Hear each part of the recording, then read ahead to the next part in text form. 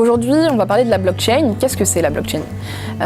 C'est tout simplement une technologie qui va permettre de créer un réseau entre des personnes, qu'on va appeler des nœuds, qui vont transmettre de l'information, qui vont pouvoir la stocker également sur leur machine.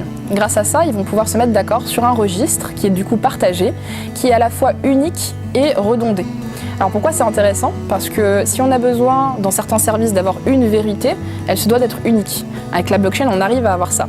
Mais d'un autre côté, si on va avoir de la sécurité et de la fiabilité, il faut redonder. Comme ça, il n'y a pas de ce qu'on appelle de single point of failure. Donc ça veut dire qu'à aucun moment, même si une autorité ou quelqu'un de mal intentionné voudrait détruire ce registre, il ne pourrait s'en prendre à l'entièreté du réseau. Et ça, c'est la force de la blockchain. Donc en fait, c'est le nombre quelque part fait la force.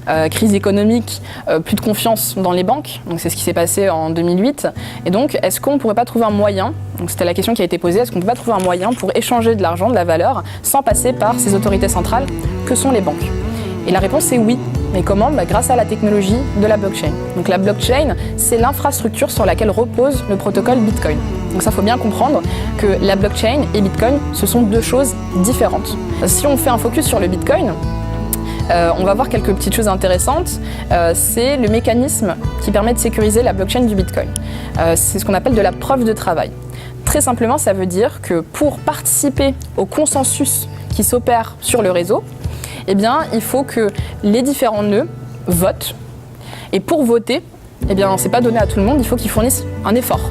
Et ça nous permet en fait de déterminer s'ils sont de bonne foi ou pas. Une fois qu'on a cette preuve de travail qui est mise en jeu, on a un système qui va être tolérant aux actes malicieux. Et c'est ça qui nous intéresse. On n'essaye pas de faire quelque chose qui soit sécurisé dans l'absolu, parce que la sécurité dans l'absolu n'existe pas.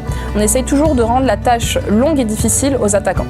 Donc ça, c'est une astuce qu'il faut comprendre parce qu'elle se retrouve en fait dans la plupart des projets et la plupart des dynamiques de pensée, blockchain, Bitcoin, etc.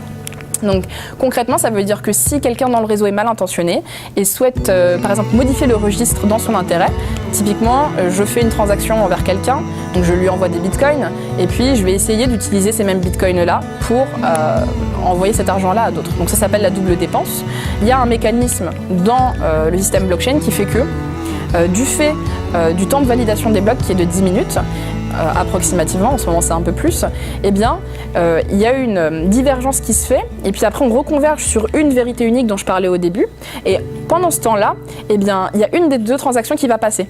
Alors on ne sait pas laquelle parce que la blockchain n'est pas là pour juger quel était le bon destinataire ou pas. En revanche, la blockchain va pouvoir dire tu ne peux dépenser qu'une seule fois ton argent.